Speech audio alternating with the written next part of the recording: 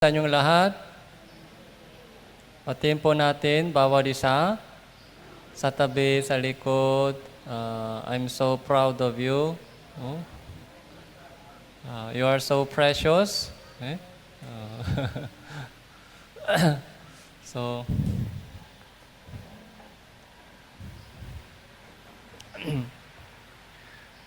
bago po tayo magsimula, tayo pong lahat ay yumuko at manalangin para maging handa po yung ating puso. Maraming salamat po, Amang Diyos, sa umagang ito, sa inyong pagbibigay ng pagkakataong ito na nakapagtipon po kami sa inyong harapan upang makinig ng inyong salita at makaroon po kami ng kaaliwan, kalakasan at pagsisisi sa inyong harapan. Alam niyo po, Panginoon, na ang buong mundong ito ay dumadaan sa matinding pagsubok na itong COVID-19 at yung mga kapatiran din po nakakaranas ng malaking pagsubok at nanghihina yung kanilang pananampalataya dahil sa itong nangyayari sa buong mundo. Ganun pa man, Panginoon, naniniwala pa rin po kami na yung aming lakas sa buhay ay nasa inyong kamay at hindi po kami pinababayan ng Diyos at lagi niyo po kaming iningatan at ginagabayan ayon po sa inyong dakilang kalooban. Salamat po, Panginoon, sa umagang ito, sa inyong dakilang biyaya at pagmamahal po sa amin. Sa kabila ng maraming pagsubok at tukso na dumarating sa aming buhay, nandito pa rin kami sa inyong harapan. Nandito pa rin po kami sa inyong harapan na naghahangat ng gabay at tulong na nanggagaling sa iyo. Yung mga kapatiran dito na kinakailangan po ang kaaliwan ng Diyos, pakalooban niyo po sila ng kaaliwan sa pamagitan ng iyong salita. Magmula sa simula hanggang sa katapusan ng itong oras, kayo lamang po ang gumabay sa puso ng bawat isa sa amin. Ito po yung aming panalangin sa pangalan ng Panginoon Hesus Kristo. Amen.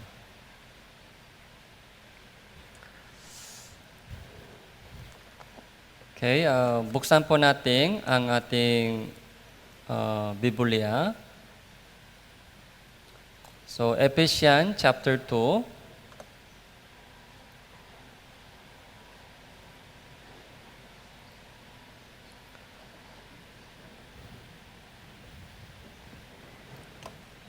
Ephesians chapter 2, verse 11.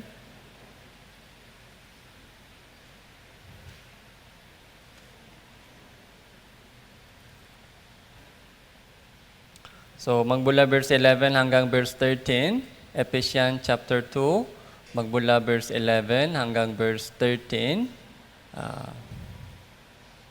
Babasahin ko po sa inyo. Kaya nga alalahanin ninyo na noong una, kayo'y mga hentil sa laman, tinatawag na di tuli ng mga tinatawag na tuli sa laman, na ginawa ng mga kamay ng tao. Na nang panahon yon, kayo ay walang Kristo, hiwalay sa pagiging mamamayan ng Israel, at mga dayuhan sa mga tipan ng pangako, walang pag-aasa at walang Diyos sa salibutan. Verse 13 po, basahin po natin ito, 3, 2, 1. Subalit ngayon ay na kay Kristo Jesus, kayo na noong una ay malayo ay inilapit sa pamagitan ng dugo ni Kristo.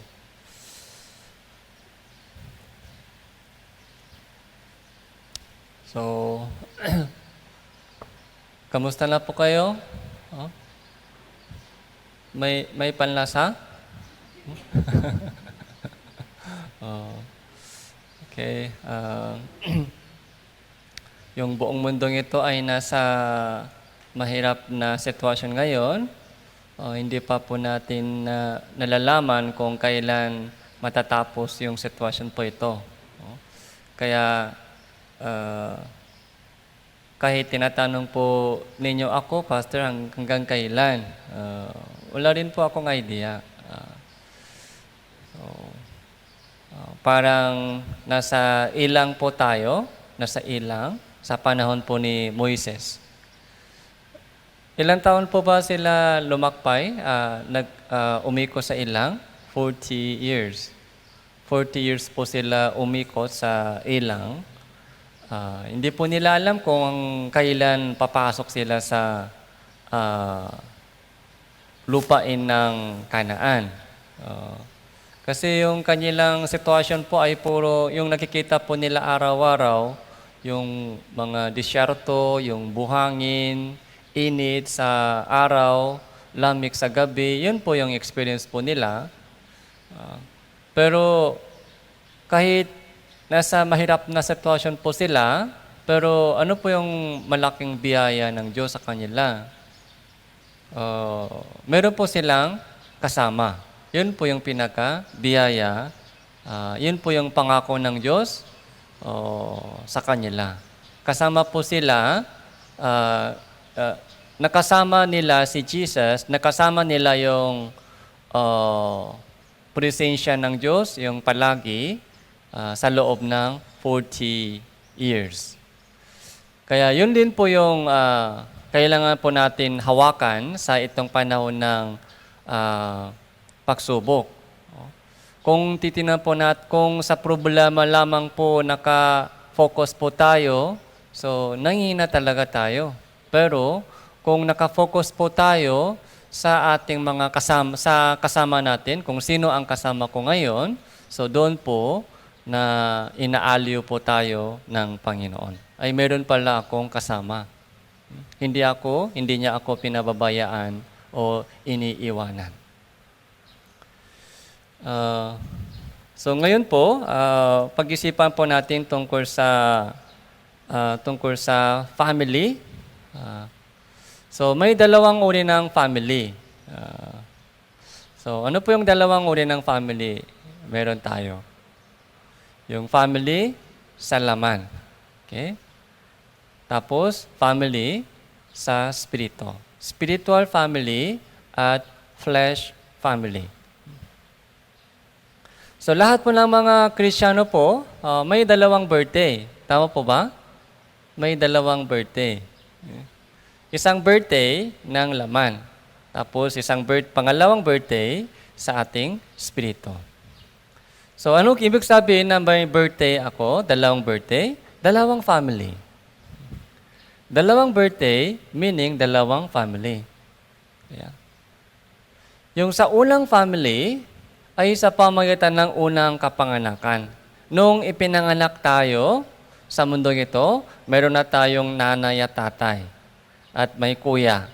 Kung panganay kayo, nanay, tatay lang. Pero pag bunso kayo, maraming mga kuya at ate naghintay sa'yo. Kaya yung family na yan, so habang buhay pa, tuloy-tuloy kasama mo yung family sa yung laman. Si nanay, tatay, yung kuya, ate, yung mga brothers, sisters. So, habang buhay pa, so lagi po silang kasama. Kung may problema, tumutulong sila. Kaya, hinahayaan ng Diyos, ibinigay ng Diyos sa atin lahat, yung family sa laman. Para may kasama tayo habang buhay pa tayo sa mundong ito. Pero minsan po, nakakaroon po ng problema sa family, di ba? Kahit nagmamahalan po yung family sa bawat isa, pero minsan, so nakakaroon po ng problema. Kaya kung may problema sa pagitan ng husband and wife, okay? Minsan may problema sa pagitan ng magulang at mga anak. Minsan may problema sa pagitan ng mga magkakapatid. So, kaya minsan po, nakikita rin po natin yung mga broken family. Okay? Broken family. Pero, tandaan po natin, meron po tayong isa pang family. Okay? Ano po yun? Spiritual family. Okay? Yung pangalawang kapanganakan, so ipinanganak tayong muli. Nung ipinanganak tayong muli, so meron na po tayong maraming kapatiran na naunang naligtas, na nag-imbita sa akin at nag-alaga sa akin. Yung spiritual family po ito, so habang buhay pa, yung pang para sa buhay natin sa laman ito, hindi po. Yung spiritual family po ay walang hanggan. Okay? Hindi po yan matatapos, yung spiritual family. Tuloy-tuloy. Hindi lamang sa lupang ito, pati sa kabilang buhay sa langit, tuloy-tuloy po yung spiritual family. So, mula nung napunta po ako dito sa Philippines, napansin ko po dito sa bansang Pilipinas na napaka-strong yung family bonding. Strong talaga yung family bonding dito sa bansang Philippines. Kaya may family reunion, tapos hindi katulad ng Korea sitwasyon. Yung sitwasyon po sa Korea, so unti-unti, nanghihina yung mga bonding sa family. Hindi katulad dito. Dito, kung may birthday kayo, birthday ng yung family, di ba, yung mga kamag-anak ay pumupunta kung may birthday. Pero sa Korea, kahit birthday, walang kamag-anak pumupunta. Kahit family, mahirap makatipon buong family, kahit birthday ka. Kasi busy po sa kanyang-kanyang mga trabaho, hanabuhay, kaya mahirap. So, dati, meron po kaming dalawang mga pinakamalaking holiday, yung Thanksgiving Day. So, Thanksgiving Day, parang Thanksgiving Day dito. So, pero sa Korea, meron po kaming mga yung holiday. Tapos, lunars, yung New Year's holiday. Dalawa po yung pinakamalaking holiday. Pagdating sa itong dalawang holiday, dati, nung bata pa ako, lahat ng mga family ay nagtitipon-tipon sa probinsya, lalo sa mga magulang. Pero ngayon, so mahirap din. So, mahirap magtipon yung family. So, nung nakita ko po yung mga ganong tibay na bonding sa mga family, so nakita ko ito yung magandang sitwasyon dito. Pag laligtas na isang tao, automatic, inisip niya yung mga family kung paano maligtas. Kaya mas madaling mahikayat yung family kaysa mga hindi kilala. Pero ano po yung experience po natin? Madali po ba mahikaya yung family ninyo sa salvation? Hindi po madali. Hindi po madali. Kilala ka nila, tapos pag kilala na, so hindi nakikinig ng seryoso. Tapos busy din po sila.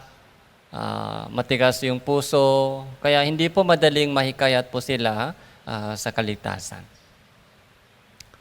So anyway,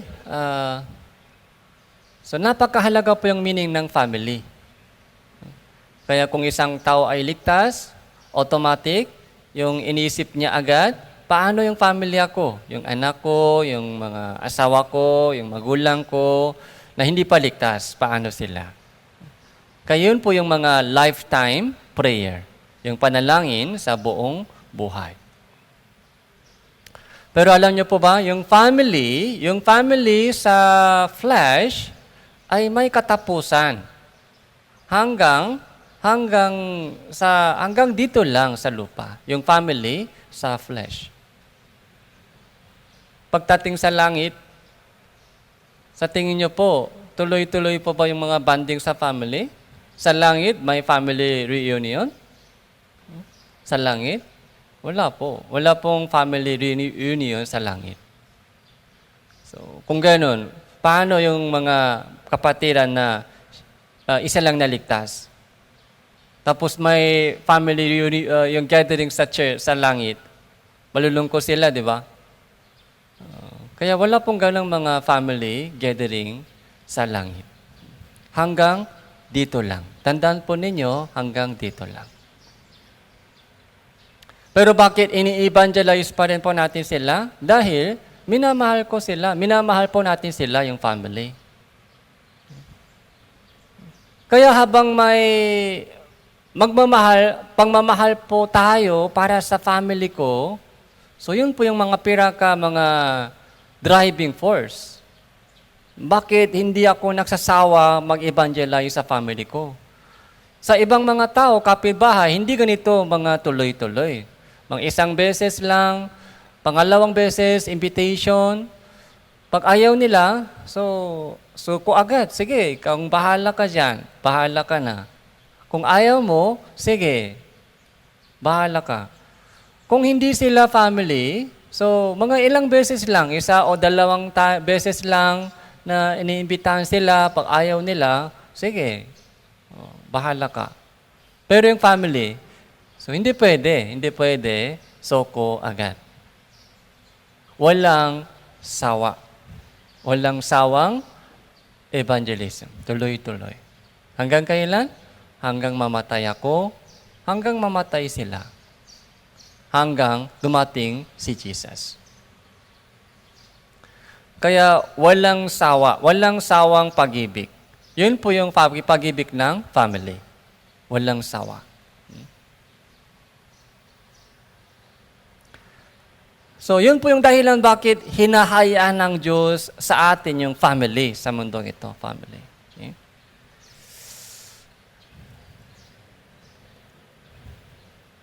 Pero meron din po tayong mas magandang family sa pananampalataya. Yan po yung spiritual family. Spiritual family. So, chapter 2, verse 11.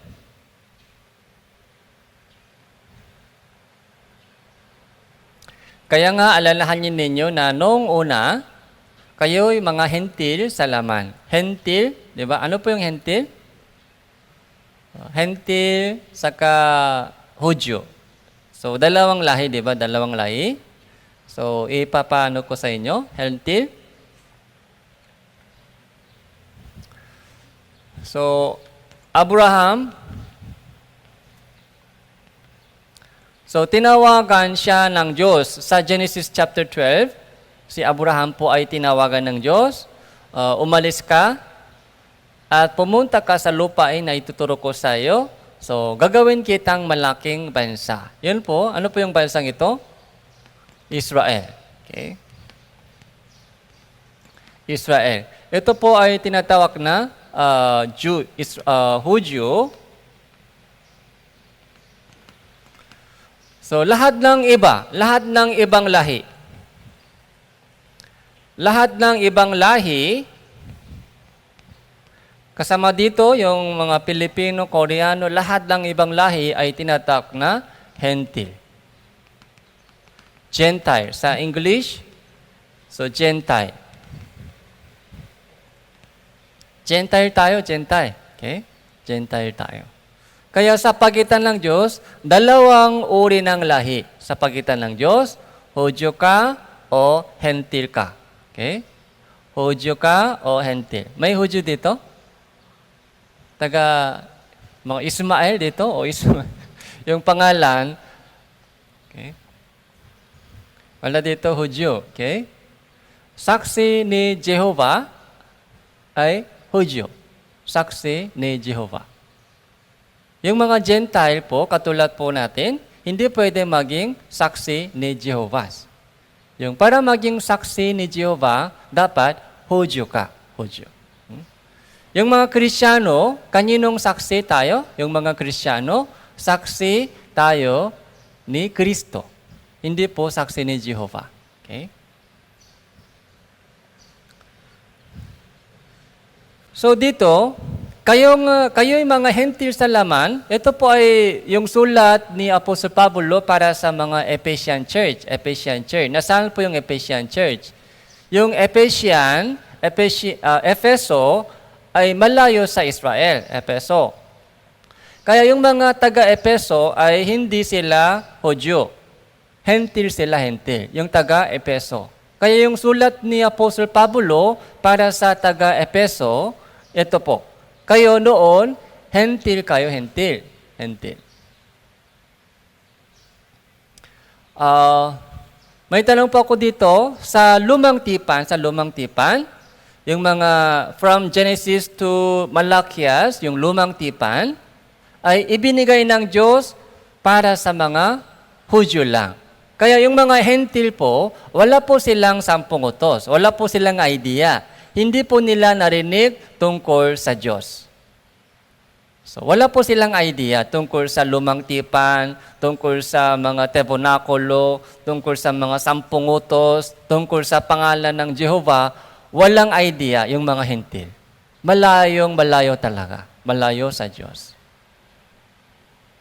Yung mga Hudyo, so alam nila tungkol sa mga sampung utos dahil yun po yung mga history po nila, yung mga Hudyo. Pero Gentile, wala. Kaya sabi dito, kayo'y mga hentil sa laman, tinatawag na dituli. Tinatawag sila, dituli. Yun po yung mga tawag ng Hudyo sa mga hentil. Dituli kayo. Kasi yung mga Hudyo po, sa kanilang tradisyon sa lumang tipan, tinutuli yung mga lalaki. Kaya dito, dituli, meaning Gentile ka. Gentile ka, dituli ka. Ng mga tinatawag na tuli sama. Yung pagsabing tuli, Hudyo kami, Hudyo. Kayun po yung mga terminology na ginamit nila. So, Hudyo ka, tuli. O Gentile ka, dituli. Yun po yung mga tawag nila. So, ibig sabihin, discrimination. Malayo po yung dalawang grupo ito. Gentile, Hudyo, napakalayo.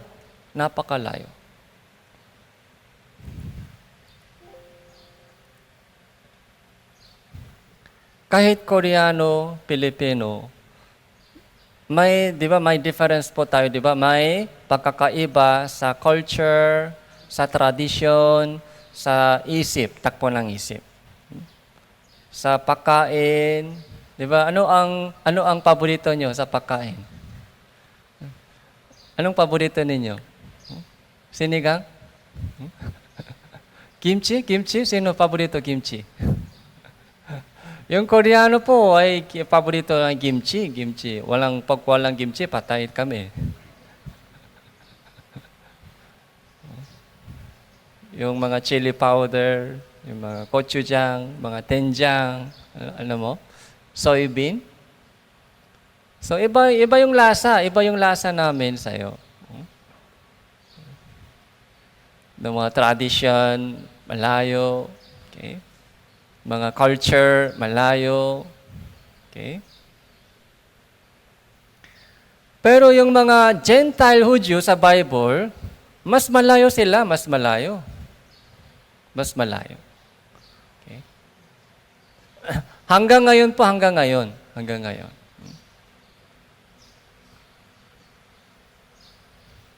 Tapos, lingwahe, mahirap maintindihan.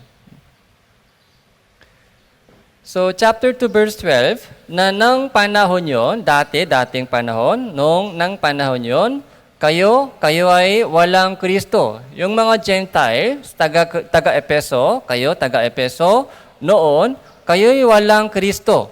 Kami, meron. Okay? Hiwalay sa pagiging mamamayan ng Israel. Hiwalay sa pagiging mamamayan ng Israel, mga dayuhan sa mga tipan ng pangako. Dayuhan. Ano po yung dayuhan? Mga parang foreigner, stranger. Ibang lahi kayo, ibang lahi. Hindi kayo kasama sa itong pangako, tipan ng pangako. Kami lang. Kayo, hindi kasama. Stranger kayo, ibang lahi kayo, foreigner sa itong pangako. Walang pag-asa. Bakit walang pag-asa? Yung mga Gentile po, wala po silang pagkakataon na binigyan, makinig ng salita ng Diyos, salita ng Ebanghelyo. Wala. Yung mga Gentile. Okay. Ganon din po tayo noon. Walang Kristo. Walang pag-asa. Walang Diyos. Okay. Kahit nagtadasal po, kahit naniniwala sa Diyos, kahit nagtadasal tayo sa Diyos, pero yung ating pagdadasal ay hindi ayon sa kalooban ng Diyos, kundi ayon sa aking sariling kalooban. Sinabi ko sa mga kabataan kahapon, meron pong dalawang uri ng prayer. May dalawang uri ng prayer. Okay. Una, yun po yung ginagawa ng maraming tao. Parang spare tire. Okay? Yung prayer, parang spare tire. Okay? Kailan po ginagamit yung spare tire? Pag flat na. Okay? Pag flat na yung tire, doon na lang hinahanap yung spare tire ginagamit. Ganun din po yung prayer po ng maraming tao. Pag walang problema, walang prayer. Pag walang problema, walang prayer. Kailan po nagdadasal po sila? Pagdating sa mga problema. Doon po, hinahanap po nila yung spare tire. Pero may butas pa, spare tire. May experience po ako minsan. Okay? Pag flat na yung flat tire, so tinitingnan ko yung spare tire, flat pa rin, spare tire. Patay.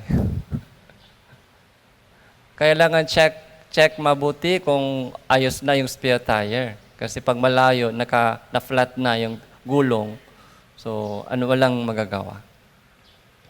Kaya yung prayer nila ay pagdating lamang sa mga problema. Kung walang problema, walang prayer.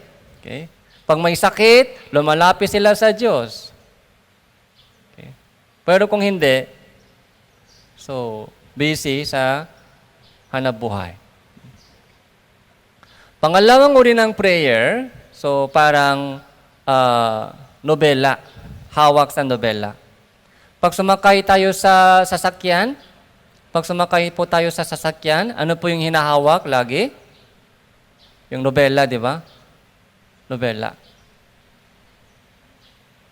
So, all the time, hindi pwede, tanggal mo yung kamay mo sa nobela. Kung ganun, anong ibig sabihin? So, AI ba yun? Automatic driving system?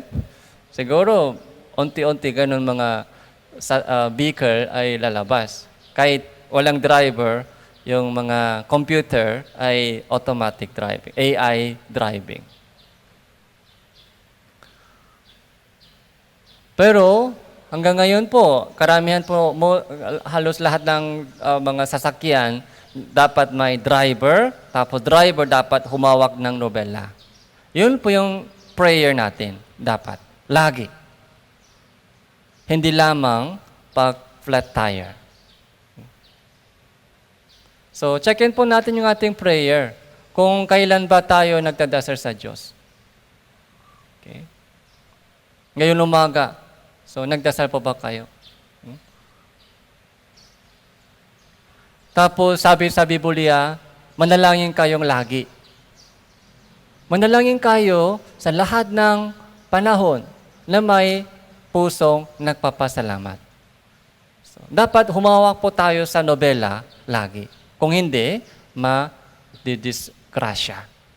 Ma-aksidente ka.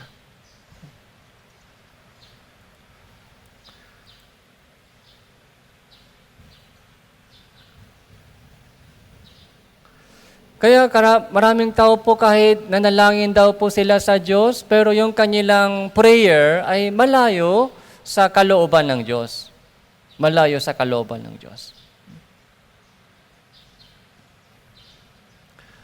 Kaya ganoon din po yung mga hentil, walang Kristo, hiwalay sa pangako, hiwalay sa mga dayuhan sa tipan ng pangako, walang pag-asa, walang Diyos. Walang pag-asa. Kung walang pagkakilala sa Diyos, walang pag-asa. Kung walang pagkakilala sa Diyos. Ano po ang pag-asa po natin? Yung pag-asa po ba ninyo, ang anak? Anak po ba yung pag-asa ninyo? O asawa po ba yung pag-asa ninyo? Yung pag-aaral mo, yun ba yung pag-asa po ninyo? Yung mga trabaho po ba yung ating pag-asa? Trabaho? Yung pag-asa po, ano po yung pag-asa? Ephesians chapter 1,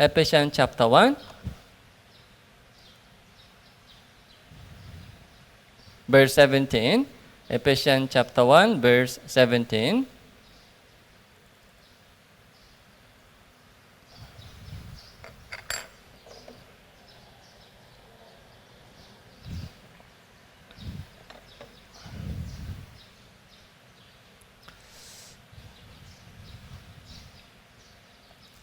Po 18.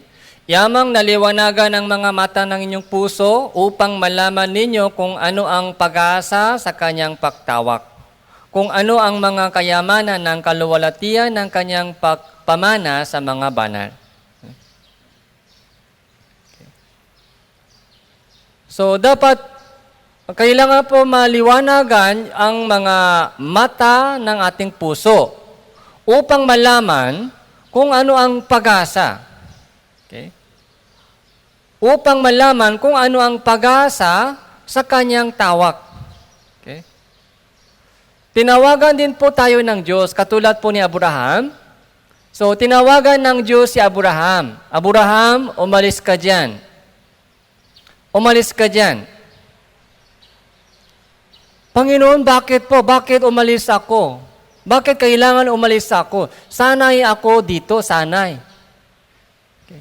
Bakit kailangan umalis ako dito? Ano ang purpose mo? Kailangan po tanungin.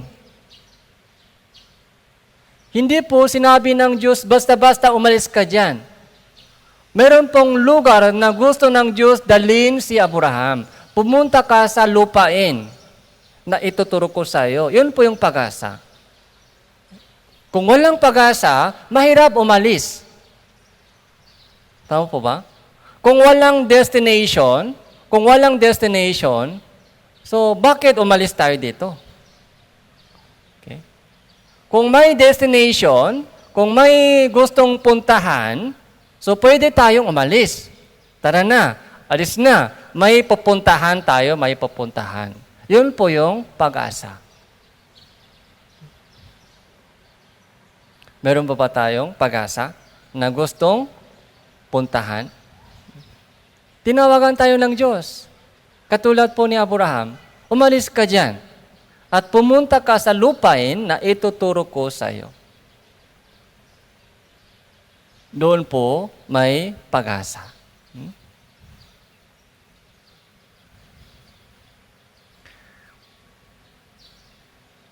Kung ano ang pag-asa sa kanyang pagtawag, kung ano ang mga kayamanan ng kaluwalhatian ng kanyang pamana sa mga banal. Okay? So, meron pong bagay na gusto ng Diyos ibigay sa atin.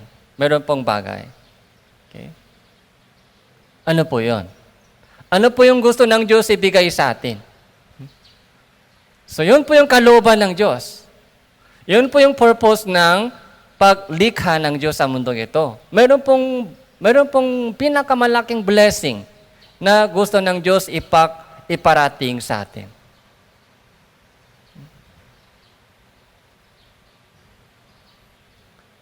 Nakasulat po dito sa Biblia, yung pinaka-blessing na gusto ng Diyos iparating sa atin. Ang problema po, hindi ito hinahanap ng Diyos. Yung pinaka-blessing ng Diyos ay nakasulat na sa Biblia. Kung ano po ang gusto ng Diyos ipagkaloob sa atin. Kung ano ang kinakailangan po natin. Pero hindi po ito hinahanap ng mga tao. Ano lang hinahanap nila? Ano lang hinahanap nila ngayon? Pansamantalang blessing. Pansamantalang kalusugan, pansamantalang kayamanan, pansamantalang masayang buhay. Mobile Legend.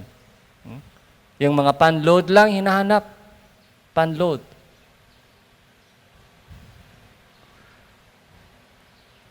Yung mga magulang po dito, so di ba meron po kayong plano para sa mga anak? Tama po ba? May magulang na walang plano para sa anak? Wala po. Lahat po ng mga magulang may plano para sa kanilang mga anak. Kaya lang, minsan, yung mga anak, walang pakialam dyan. Walang pakialam, hindi nila alam yung puso ng magulang. Kaya gusto nila maglaya, gusto nila gumawa ng sariling plano. Pag malaki na, so pwede na gumawa ng sariling plano. Pero habang bata pa, kailangan makinig ng mabuti sa magulang. Kailangan sumunod sa sinasabi ng magulang. So, paano po kaya yung ating amang Diyos sa langit? Wala pa ba siyang plano para sa atin? Meron. Napakagandang plano. Meron. Okay. Yung kalooban ng Diyos para sa inyo, para sa akin, para sa bawat isa sa atin dito, meron. Napakagandang plano. Kailangan po natin tanungin ang Diyos, tanungin si God, Panginoon, ano po ang plano mo para sa akin? Ano ang gusto mong ibigay sa akin? Yun ang gusto kong tanggapin. Yung plano mo sa akin. Kasi alam ko, napakaganda yun, maganda. Yung plano ko, yung sarili kong plano, so, hindi sigurado yan. Madaling mabasak.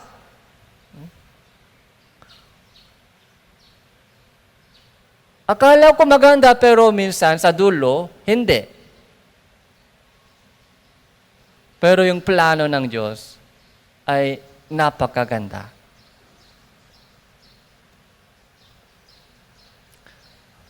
Pero alam niyo po ba, yung dinaanan po ni Hesus Kristo, yung buhay po ni Jesus po ay isang napakagandang example para sa atin kung ano ang plano ng Diyos. So, Mateo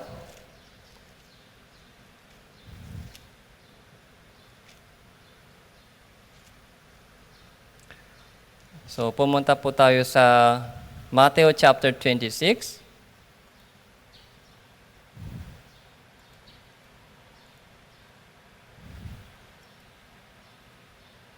Verse 39.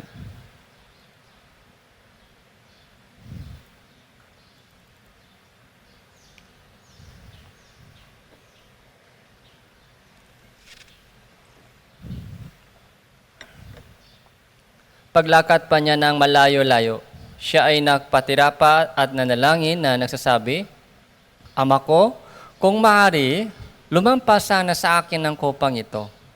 Gayunmay, hindi ang ayon sa ibig ko, kundi ang ayon sa ibig mo. Ito po yung prayer po ni Jesus, Panginoon Jesus. Okay. Kung maaari sana, lumampas sa akin ang kopang ito. Yung kopa, ano po yung kopang ito? Kopa ng wine? Yung kopa ng hirap. Kopa ng kamatayan. Kung sana, lumampas ito sa akin kasi hirap. Yung kopa ito, yung kopa ng sakripisyo. Kopa ng matinding kirot, sakit. Alam ni Jesus kung anong mangyari sa future. Di ba yung Passion of Christ, nakikita po natin sa Bible Seminar, Passion of Christ? Di ba? Ngayon, nakikita po natin yung nangyari dati sa nakalipas sa panahon. Pero si Jesus, bago po siya mamatay, nakita po niya kung ano ang mangyari bukas. Kung anong mangyari bukas. Okay? Kung gaano madudurog yung kanyang katawan. kung gaano ka tindi yung hagupit nila, yung palo nila, yung bubugin siya ng mga sundalo ng Romano.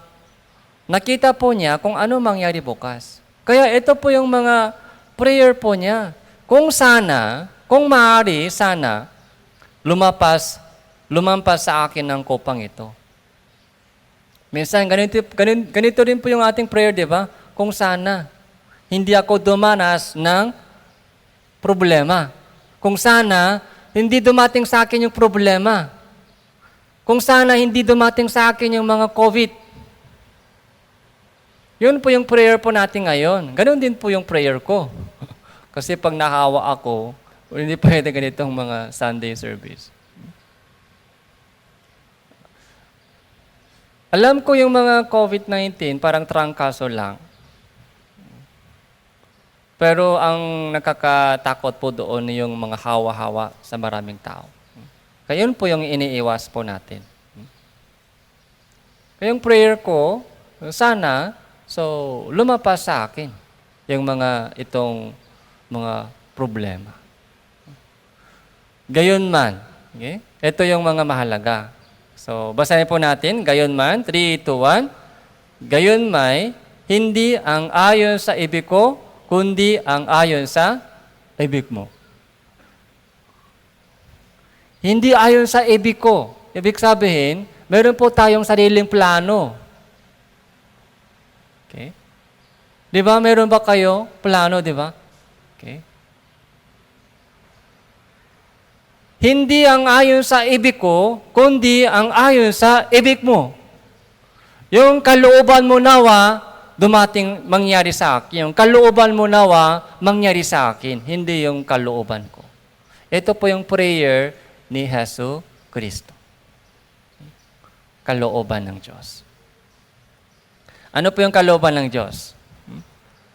Lumampas ba yung kopang ito kay Jesus? Hindi po.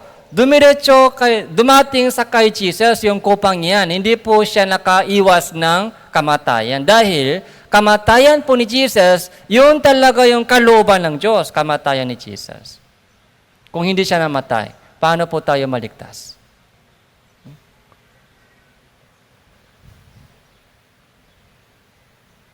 Kung walang sakripisyo ni Jesus, paano po tayo maligtas? Naawa po ba tayo? Naawa po ba kayo kay Jesus? Ay, Panginoon Jesus, bakit ganun namatay? Pero sa totoo lang, siya po ang naawa sa atin. Si Jesus po ay naawa sa atin, kaya namatay siya ganun.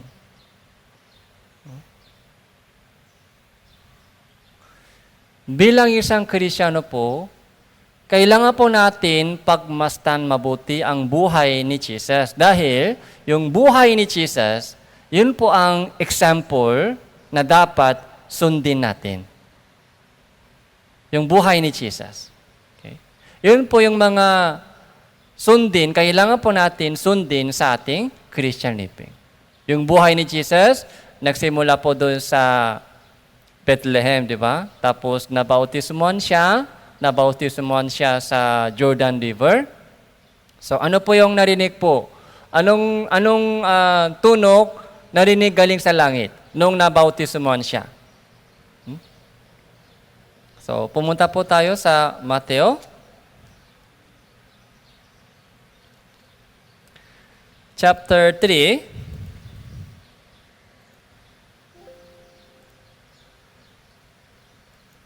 Matthew chapter 3 verse 16.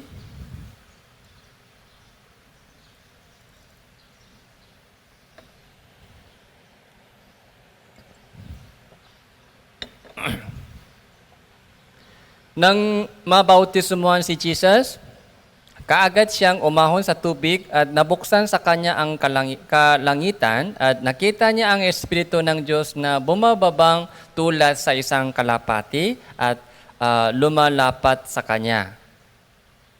Sinabi ng isang tinig mula sa langit, "Ito ang minamahal kong anak, sa kanya ako lubos na nalulugod." Okay. Ito po yung baptism ni Jesus. Bakit si Jesus ay kailangan magpabautismo? Bakit? So ito po yung ang nangyari kay Jesus ay nangyari din po sa ating lahat. Okay? Yung buhay ni Jesus, meron pong dalawang purpose yung buhay ni Jesus. So, unang purpose ay para kamatayan, para mamatay siya sa cross. At tubusin yung ating kasalanan. Pangalawang purpose, upang ipakita sa atin kung ano ang tamang Christian living. Kung ano ang pamumuhayang Kristiyano. Kaya kung gusto mong malaman kung ano ang tamang pamumuhayang Kristiyano, tingnan mo yung buhay ni Jesus. Tingnan mo yung buhay ni Jesus. Yun po ang perfect example na nagbibigay sa atin ng idea. Ito, di ba? Nung nabautismuan, so, nabautisan na, kaya yung Kristiyano po kailangan dumaan sa baptism dahil meron pong meaning doon sa baptism. Ano po yung meaning? Yung dating pagkatao ko ay patay na kasama ni Jesus at panibagong buhay ko ay umpisa na kasama ni Jesus. Yun po yung meaning ng baptism. Yung paglilibing tapos panibagong buhay. Parang confession ng pananampalataya. Ang nangyayari sa puso ay ipinapakita sa ibang mga kapatiran, sa mga tao, sa harap ng Diyos na ipanganak na muli ako. Parang ceremony po yan. Baptism ceremony. Parang declaration sa mundong ito. Ligtas na ako, don't touch me. Okay? Yung dating mga kaibigan, so iba na ako. Dati kasama ako sa iyo, nag-enjoy pa ako sa iyo, pero magmula ngayon, iba na ako. Ibang lahi ako. Ibang lahi. Ibang lingwahe. Okay. Ibang mga tradisyon. Ibang kahiligan. Ibang lasa. Declaration po natin sa libutan. Ligtas na ako, anak ako ng Diyos. So, don't touch me. Dito, 17, sinabi ng isang tinig mula sa langit, ito ang minamahal kong anak. At sa kanya ako lubos na nalulugod. Ito rin po sinasabi ng Diyos sa ating lahat. Ikaw ay minamahal kong anak. Okay? Bawat isa sa atin dito ay minamahal anak ng Diyos. Minamahal anak ng Diyos. Lubos na nalulugod ako sa iyo. Tapos, ano pa nangyari kay Jesus? Dinala po siya sa ilang para tukso ni Satanas. Chapter 4, verse 1, pagkatapos nito si Jesus ay dinala ng Espiritu Santo sa ilang upang tuksoin ng dyablo. Salvation, pagkatapos ng salvation, ano po yung mga nangyari? Tukso, temptation ng diablo, temptation. Ito po yung mga second step, temptation. Si Jesus, dumaan sa temptation. Ganon din po tayo. Yung mga Kristiyano rin po, dumadaan sa temptation, tukso ng salibutan. Anong uri ng temptation ay dinadanas po ninyo? Anong uri ng temptation, tukso, dinadanas po ninyo? So, meron lahat. Yung temptation po ni Jesus, sa una, gutom. Okay? Yung mga financial problema. Muna, so, dinanas po ni Jesus. Gutom ka na, 40 days, hindi ka kumain, gutom na. Ipag-utos mo sa itong bato para maging tinapay. Pero anong sabi ng Diyos? Hindi sa tinapay lamang mabubuhay ang tao, kundi sa bawat salitang lumalabas sa bibig ng Diyos. So, nagtagumpay si Jesus sa pamamagitan ng words of God. Tinapay, mahalaga po yung tinapay. Kung walang tinapay, patay tayo. Yung pagkain, mahalaga po yan. Yun po yung unang temptation, unang tukso ng salibutan, pagkain. Kasi nahirapan din po tayo sa financially, gutom. Lagi kulang sa pangailangan, sa budget kulang. Yun po yung mga struggle po nating lahat. Mga financial, yung problema. Alam naman ni Satanas. Alam naman ni Satanas yung ating sitwasyon, yung ating struggle. Makulang sa budget. Yun po ang ginagamit ni Satanas. Nahihirapan ka sa budget ngayon. Nahirapan ka sa budget ngayon. Kaya kahit sa linggo, trabaho ka para makikita ka. Kahit sa linggo. Gumawa ka ng mga maraming paraan. Okay? Para hindi ka mahirapan sa budget. Kaya, yung mga trabaho na minsan, so, naramdaman din po ng mga Kristiyano, ganung mga tukso ng salibutan. Tama, nahirapan ako sa budget ngayon. Kaya dapat ako ang gumawa ng paraan. Kung hindi, sino ang gagawa ng paraan? Ako ang inaasahan nila lagi. Kung hindi ako kumilos, paano? Galing sa langit, mahuhulog yung pera? O pag maghukay ako sa lupa, lalabas yung pera? So, kailangan ako kumilos. Wala akong iba. Ako ang mga inaasahan po nila. So, matindi po yung mga temptation po ito. Yung unang temptation ni Satanas.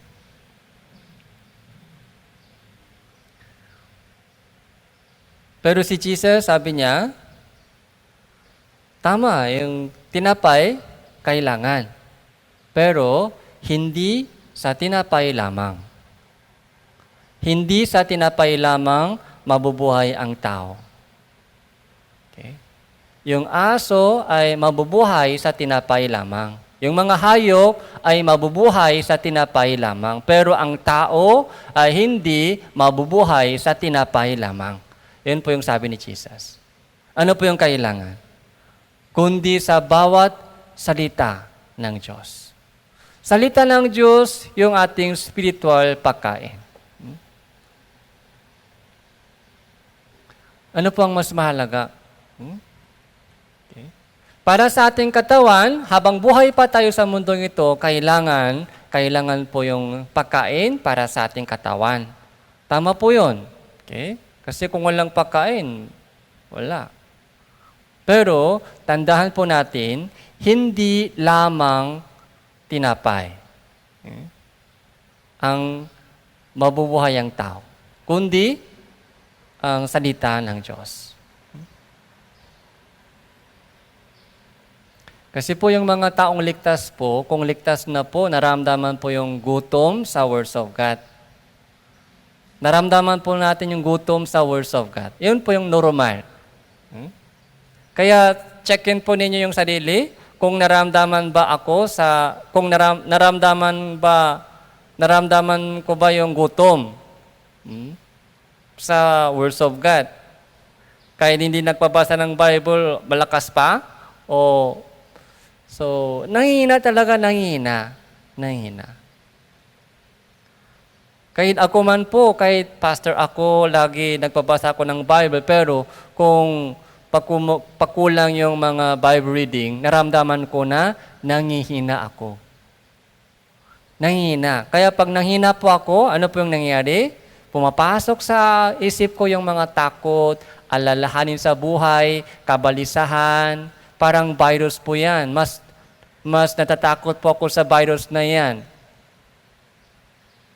COVID-19, marami tayong paraan, di ba? Mask, tapos yung mga alcohol, maraming mga paraan. Pero para sa mga virus na yon, kabalisahan virus, yung mga takot na virus, yung mga sakim na virus, yung mga alalahanin na virus, anong ginagawa po natin?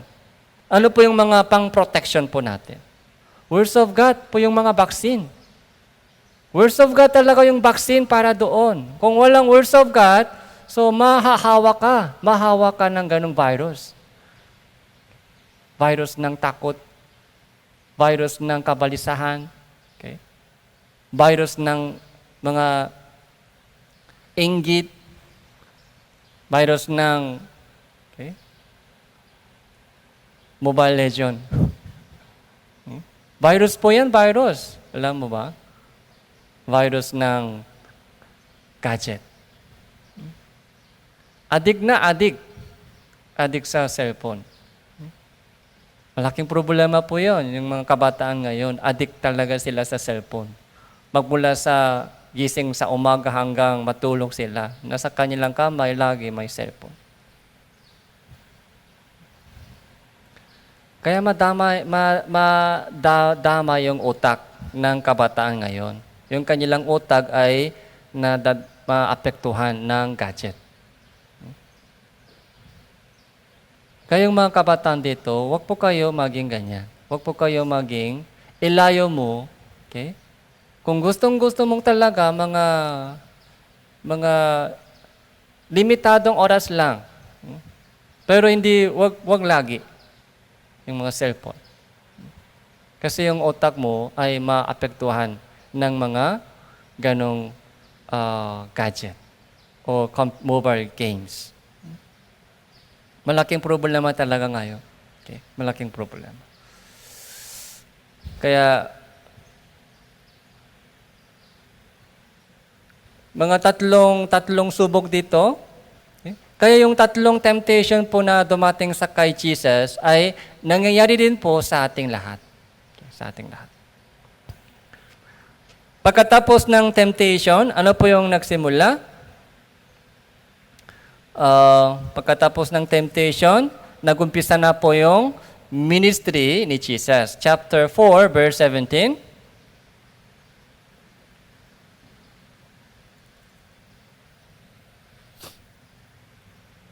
Mula noon, si Jesus ay nagpasimulang mangaral na nagsasabi, magsisi kayo sapagkat malapit na ang kaharian ng langit. Okay? Salvation, baptism, temptation, saka dito po, ministry na umpisa na. Ano po yung ministry ni Jesus? Magsisi kayo at manampalataya, magsisi kayo sapagkat malapit na ang kaharian ng langit. Ito po yung pinaka-mensahe po ni Jesus. Kaharian ng langit, hindi po kaharian ng lupa. Kaharian ng langit, yun po yung pinaka-purpose. Kung bakit pumarito si Jesus sa mundong ito. Hindi para maging maayos yung ating buhay sa mundong ito. Okay. Bumaba si Jesus sa mundong ito upang dalhin po tayo sa kanyang kaharian ng langit. Hindi para maging malusog yung ating katawan dito at mag-enjoy tayo sa lupang ito.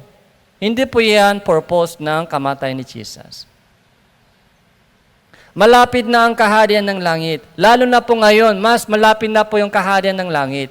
Ito po yung 2,000 years ago, sabi ni Jesus, malapit na. Lalo pa ngayon, mas malapit na. Nasa pintuan na. Okay. Nakikita po natin yung mga signs. Lalong malapit na yung kaharian ng langit. Yung mga Kristiyano po, yung ating pagkamamamayan, citizenship ay taga-langit po tayo.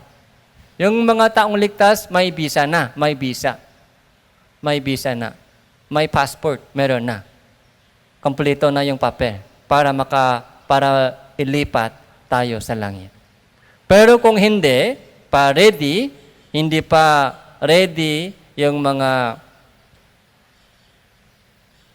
pananampalataya, yung puso, hindi pa ligtas, kung may pag-aalilangan pa sa puso, kung ligtas na o hindi. So, yun po yung kailangan. Yun muna ang unahin po ninyo para sigurado na ready.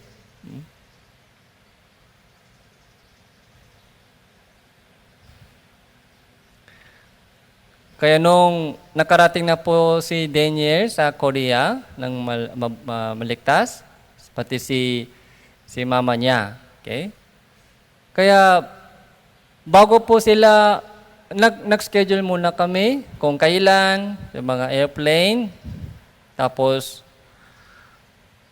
nung nag-booking ako ng ticket, wala pa kaming visa. Wala pa kaming visa. Nasa processing pa. Kaya, so naghintay po kami. Sana walang problema sa visa extension. Kasi kung ayaw ng immigration na pa-extend yung visa ko dito, kailangan bumalik ako sa Korea. Kasi 10 years na, tapos na po yung mga missionary visa. 10 years. Okay? Kasi sabi ng immigration, hanggang 10 years lang daw yung extension ng missionary visa. Kaya sabi nila,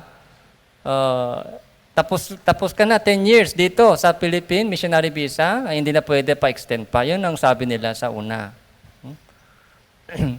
Kaya buti nga po, yung nag-apply po ako ng panibagong missionary visa, ay tinanggap po nila yon. Kaya visa, so lumabas na. Tapos, ano pa yung kailangan ngayon para makasakay ka ng eroplano? Yung COVID-19, yung test. Okay? Mga swab test or mga saliva test sa Red Cross. Kaya nag-booking din ako sa Red Cross. Ganito mga 2 days before, doon sa Batangas Red Cross. Kaya pumunta kami, tapos nagpa-testing, tapos may certificate, negative, mga visa, tapos yung mga ticket, airplane ticket, maraming kailangan ihanda. Okay? Pagkulang po sa 3, kung walang visa, pwede ba makasakay? Hindi pwede. Pag walang negative certificate, pwede ba? Mahirap. Kung walang ticket airplane, mahirap. Kaya bago dumating yung petsa ng alis, kailangan i-check mabuti yung mga ticket ng airplane, mga visa, extension, saka mga COVID negative certificate. Hindi pwede basta-basta sumakay sa eroplano. Paano po kaya sa langit? Okay. Sino kaya pupunta sa langit? Naniniwala po tayo na may Diyos. Naniniwala tayo na may langit, may impyerno.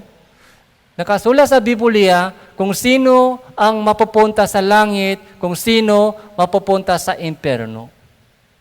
Malibang isang tao ipanganak na muli, hindi niya makikita ang kaharian ng Diyos. Paano po natin malaman na ako ay ligtas ba o hindi? Paano po natin malaman? Ipinanganak ba muli ako o hindi? Yun po yung dapat siguraduhin. Kung saan ako sasama. Okay? Kaya ito po yung mensahe ni Jesus, magsisi kayo sapagkat malapit na ang kaharian ng langit. Kaya tinawagan ni Jesus yung mga alagad, di ba? Tinawagan ni Jesus yung mga alagad. Verse 18. Sa paglalakad ni Jesus sa tabi ng dagat ng Galilea, nakita niya ang 2 makapatid, si Simon na tinatawag na Pedro, at si Andres na kanyang kapatid na naghuhulog ng lambat sa dagat sapagkat sila ay mga mangista. Sinabi niya sa kanila, sumunod kayo sa akin, gagawin kong kayong mga mamamalakayan ng mga tao. Kaagad nila iniwan ang kanilang mga lambat at sumunod sa Kanya. Tinawagan ni Jesus yung mga alagad, si Simon Pedro, mga Andre, yung makapatid sila, di ba? Saka ibang mga alagad, 12, tinawagan, training. So bakit tinawagan ng Diyos yung mga 12 disciple? Kasi po yung stay ni Jesus sa mundong ito, limitado lang, 33.5 years lang. Pagka alis ni Jesus, sino kaya kasunod ni Jesus sa ministry? Kaya, habang nandito pa si Jesus sa mundong ito, tinawagan niya yung mga alagad at na-training yung mga alagad para tuloy-tuloy yung ministry ni Jesus. Hindi po madaling gawin yan. So napakaraming tao po ay lumalaban kay Jesus. So ano po yung mga pinakabandang huli? Ano po yung mga ending story ni Jesus? Sa Jerusalem. So kung maaari, lumampas sana sa akin ang kupang ito, pero hindi ang ayon sa ibig ko, kundi ang ayon sa ibig mo. Yun po yung kamatayan ni Jesus. Yung pinaka-ending sa buhay ni Jesus sa mundong ito ay kamatayan niya sa cross. Ganon din po tayo. Salvation, temptation, ministry. Tapos, sa bandang huli, ano po yung naghihintay sa atin? Sakripisyo. Yun po yung buhay ni Jesus. Sakripisyo. Sa pamamagitan ng sakripisyo po natin, meron pong maliligtas. Pag ayaw natin mag-sacrifice, walang maliligtas. Kung hindi po namatay si Jesus, paano po tayo maligtas? Naligtas po tayo dahil sa kanyang sakripisyo. Ganon din po ang mangyayari sa ating pamumuhay. Yung pinaka-ending story ng bawat isa sa atin po dito ay sakripisyo. Okay? Pag ayaw, paano? Si Jesus ay nag-sacrifice para sa akin. Kaya Juan,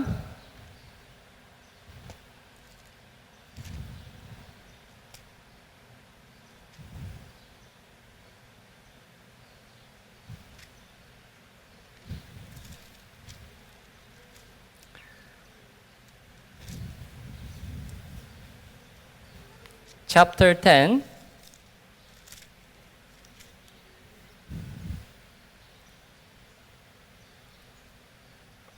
Juan chapter 10, verse 15.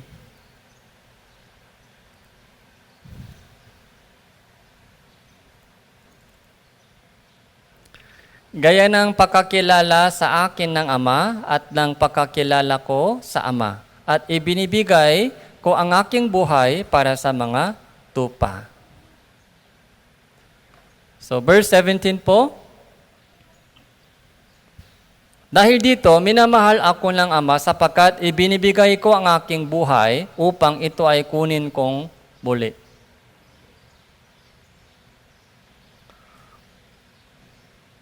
Ibinibigay ko ang aking buhay upang kunin kong muli.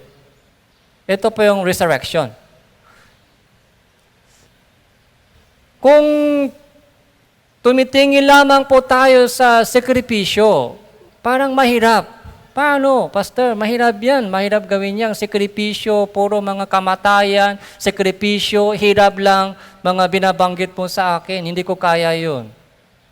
Si Jesus lang siguro, pero ako, mahirap. Apostol Pablo lang, ganyan. Pero ako, mahirap. Hindi ko kaya yan. Ganun po yung mga isip ng maraming Kristiyano. Yung mga storya sa Biblia ay mga para sa kanila lang, para kay Jesus, iba na yon. Yung mga apostol, iba na yon. Yung pananampalataya po nila, iba yon. Ako, isang mga ordinaryong tao lang. Yung buhay ko, hindi pwede ganyan. Hindi ko kaya yon. Hindi ko kaya, takot. Dahil sa sakripisyo lang, tinitingnan po natin. Sakripisyo, tumitingin po tayo. Dapat tumingin po tayo doon sa kaluwalhatian na kasunod ng sakripisyo. Kamatayan, tapos, ano po yung nangyari kay Jesus? Sa mata ng salibutan, yung ending story ni Jesus ay kamatayan sa cross. Yun po yung mga alam po nila hanggang doon yung buhay ni Jesus. Patay na si Jesus. Tapos na. Wala na yung storya. Pero sa mata ng Diyos, ano po yung pinaka-ending? Sa mata ng Diyos, yung kamatayan doon sa cross, hindi po yan pinaka-ending. Yung pinaka-ending po ay binuhay siya muli sa mga patay after 3 days. Binuhay siya muli. Binuhay siya muli ng Diyos. Yun po yung pinaka-ending, kaluwalhatian na kasunod ng sakripisyo. Itinaas po siya sa langit. Okay? Ganon din po tayo. Pag sumama po tayo sa sakripisyo para sa kalooban ng Diyos, ano po yung naghihintay pa doon sa dulo? Yung pinaka-kaluwalhatian at karangalan ay naghihintay sa atin. Yun po yung pinaka-ending story.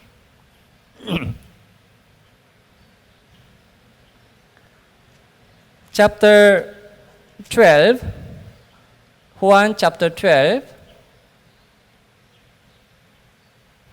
verse 24.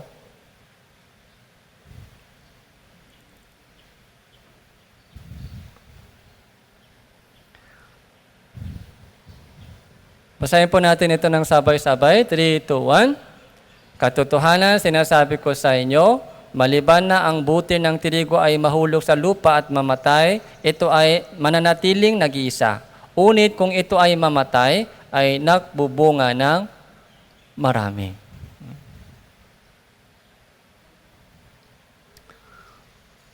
Butil ng trigo. Isang butil ng trigo. Sino ito? Tayo. Tayo po ay isang butil ng trigo. Bawat isa sa atin, isang butil ng trigo. So, ligtas na. May buhay po sa ating puso. May buhay na sa ating spirito. Butil ng trigo. Ang tanong po, gusto pa ba ninyo na ikaw lang mag-isa? O gusto ba ninyo na magbunga ng marami? Okay. Yung mga family, minamahal po natin sa buhay. Yung mahal po natin sa buhay. Gusto po natin maligtas sila, di ba? Gusto po natin sila maligtas. Para maligtas po sila, ano po yung kailangan po natin gawin? Para maligtas po yung mahal ko sa buhay, ito po yung dapat mangyari. Ano po? Mamatay ako. Okay. Mamatay ako.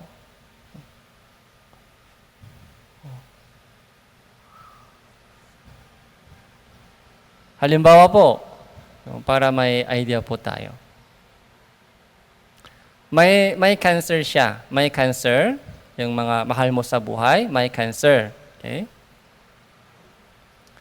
Sa kidney. Sa kidney. May sakit sa kidney. Kaya kailangan, kung hindi bigyan siya ng bagong kidney, so kung hindi siya ma-operation, mamatay siya. Yung mahal mo sa buhay, may sakit sa kidney. Willing ba kayo magbigay ng isang kidney mo? Kung walang bagong kidney ibigay sa kanya, mamatay siya. Willing ba kayo ibigay? Kasi dalawa yung kidney. Kahit walang isa, okay, buhay pa. Depende sa inyong pagmamahal. So, pwede magbigay, pwede ayaw. Ayaw ko. Mahal ko sa buhay, pero hindi ganun ka-mahal. Mas mahalaga yung buhay ko kaysa kanya. Makadepende sa inyong pusong mahal. So, yung choice. May cancer sa atay. May cancer, atay. Ilan po ba yung atay? Isa lang. Okay. Yung tatay o nanay, yung anak, may problema, may cancer sa atay. Kung hindi siya maoperahan, so mamatay.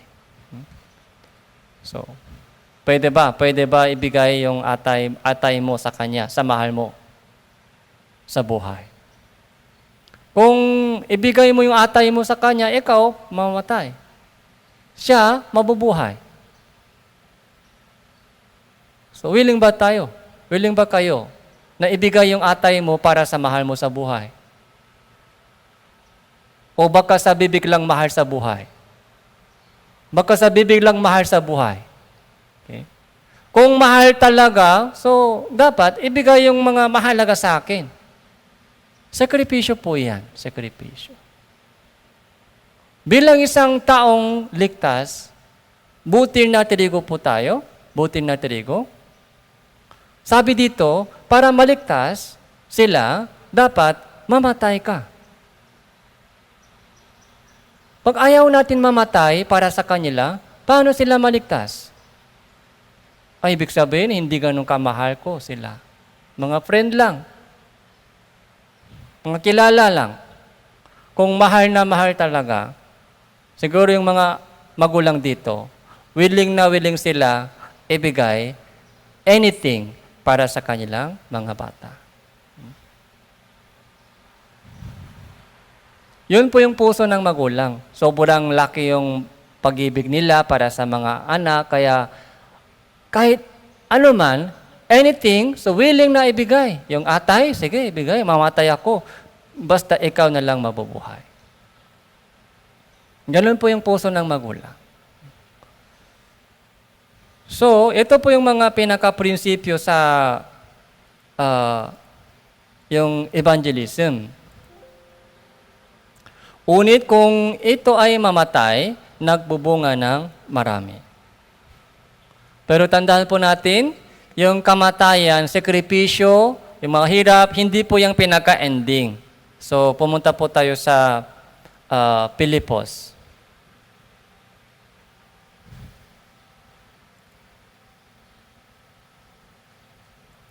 Pilipos chapter 3.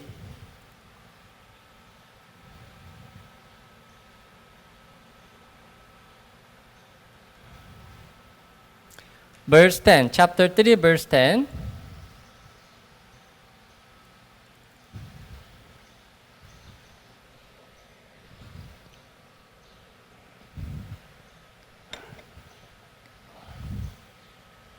Upang makilala ko siya at ang kapangyarihan ng kanyang muling pakabuhay at ang pakikisama sa kanyang mga kahirapan, na ako ay matulad sa kanya sa kanyang kamatayan. Verse 11, upang aking makamit sa anumang paraan ang muling pakabuhay mula sa mga patay. Verse 11 po, ito po yung mga purpose. Upang aking makamit ang muling pagkabuhay mula sa mga patay sa anumang paraan, kahit paano, gusto kong makamit ang muling pagkabuhay ni Jesus. Gusto kong makasama sa muling pagkabuhay ni Jesus. Para makasama sa muling pagkabuhay ni Jesus, kaluwalhatian o karangalan, saan dapat sumama? Doon sa kamatayan muna sumama, sa sakripisyo muna.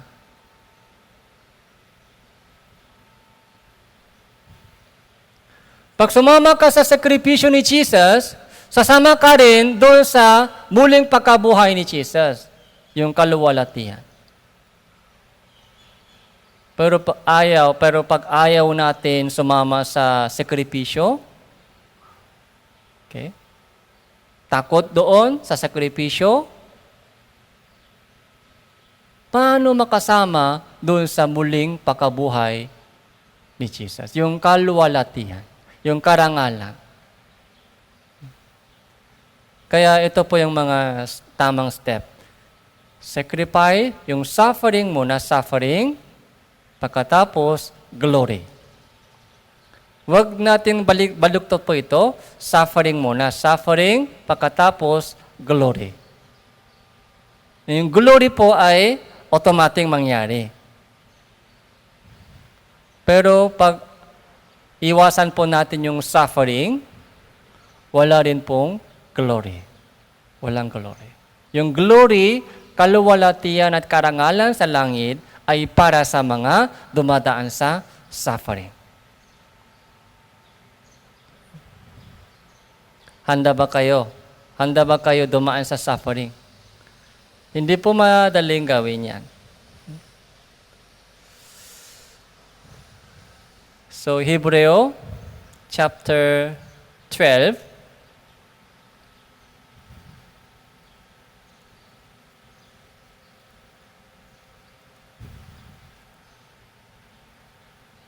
Verse 2. Hebreo, chapter 12, verse 2.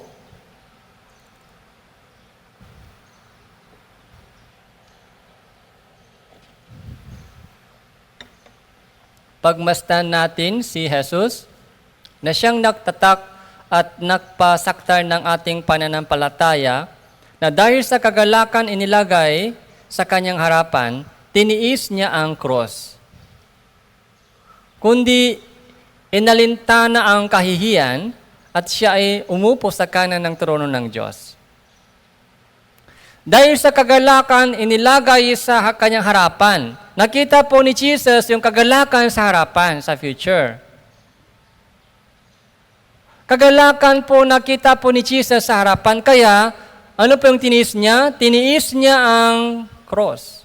Tiniis niya ang cross. Cross po, ano po yung cross? Kamatayan. Tiniis po niya ang kamatayan, sakripisyo. Sacrificial death ay tiniis po niya. Yung kirot, sakit, kahihiyan. Yung nakita po natin sa Passion of Christ. Okay. Nilatigo siya, binukpok siya, hinampas po siya, yung buong katawan ay napunit.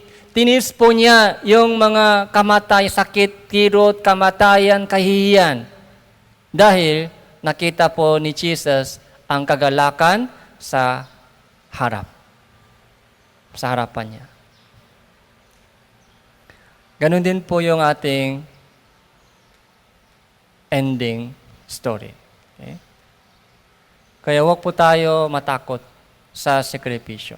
Sana makakita po tayo doon sa kabila kung ano po ang naghihintay po sa atin.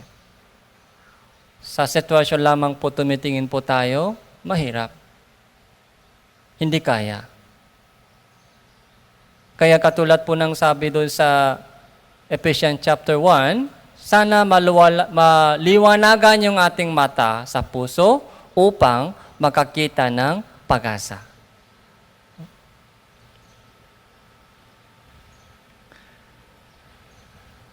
So,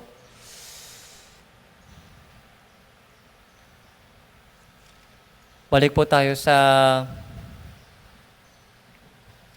Ephesians.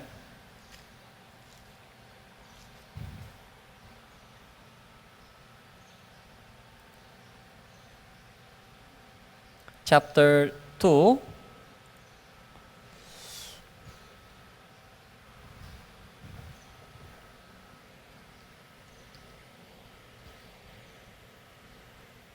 Verse 13.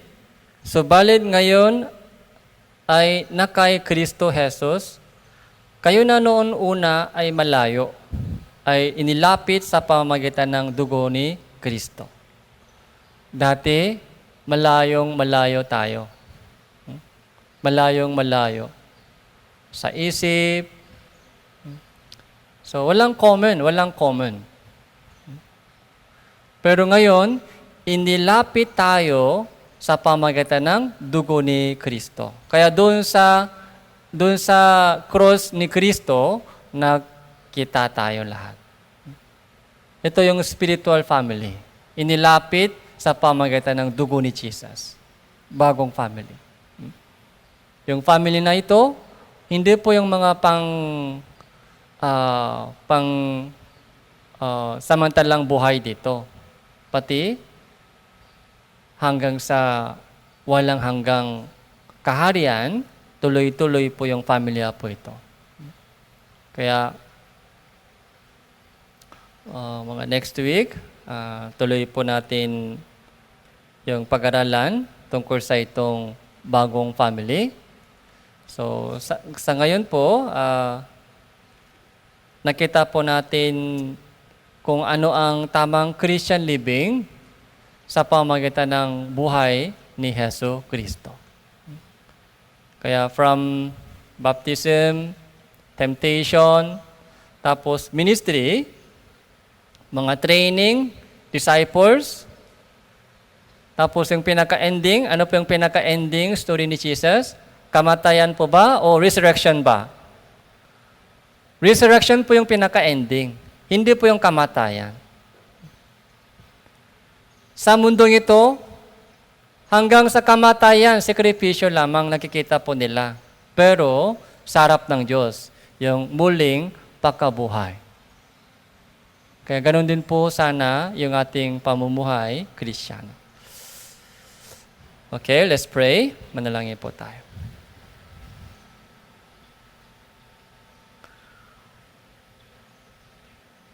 Maraming salamat po, Ama, sa oras na ito.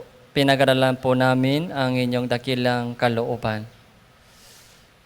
Sa aming mahihiyang yung kaalaman at pagkaunawa, hindi po namin maintindihan lubos lahat ng plano ng Panginoon at kapangyarihan ng Panginoon. Tulungan niyo po kami upang lumago kami sa pagkaunawa at pagkakilala sa pag-ibig ng Diyos at dakilang plano para sa amin. Nahihirap man kami sa daming tukso at subok na dumarating sa aming buhay, hawakan niyo po ang aming puso at isipan at patagin niyo po ang aming pananampalataya ayon po sa inyong salita ng Diyos. Lalo na po yung mga kapatiran na dumadaan sa matinding pagsubok sa oras na ito. Samahan niyo po sila at pagkalooban niyo po sila ng kaaliwan, kalakasan at pananampalataya. Ito po yung aming panalangin sa pangalan ng Panginoon Hesus Kristo. Amen.